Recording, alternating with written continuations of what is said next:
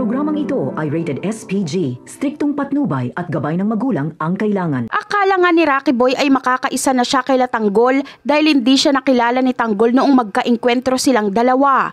Dinala nga nila Tanggol si Rocky Boy sa lugar kung saan sila nagtatago sa pag-aakalang inosenteng tao si Rocky Boy at biktima lang ito ng mga masasamang tao. Pinairal na naman ni Tanggol ang kanyang pagkamaawain at ito ang magdadala sa kanila sa kapahamakan.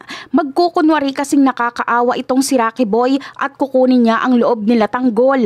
At kapag makuha niya na ang loob nila Tanggol ay dito na nga isasagawa ni Rocky Boy ang kanyang balak na paghihiganti. Unang gagawin ni Rocky Boy ay isusuplong niya sa mga kapulisan kung saan nagpupugad sila Tanggol.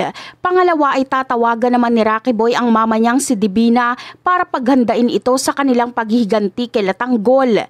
Kaya labis nga itong ikakatuwa ni Divina dahil akala niya ay makakaganti at mapapaslang niya na sila Tanggol. Ngunit dito nga siya nagkakamali dahil kasi sa muling pagpunta ni Ponggay kung nasaan sila Tanggol ay makikita nga nito doon si Rocky Boy.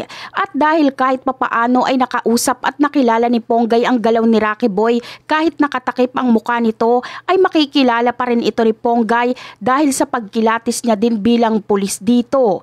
Isa pa ay makikita niya din sa mata ni Rocky Boy na parang kabado at aligaga ito, kaya dito niya mapapatunayan na baka ito nga ang nakilala niyang si Mystery Guy. Kaya naman, dito na nga maaalarma sila Tanggol at Ponggay. Hindi nga nila hayaang makalabas pa ng buhay doon si Rocky Boy at sisiguraduhin nilang hindi na ito makakapagsalita pa kung nasaan sila Tanggol at nagkikita pala sila Tanggol at Ponggay. At yan ang aabangan natin. Bye!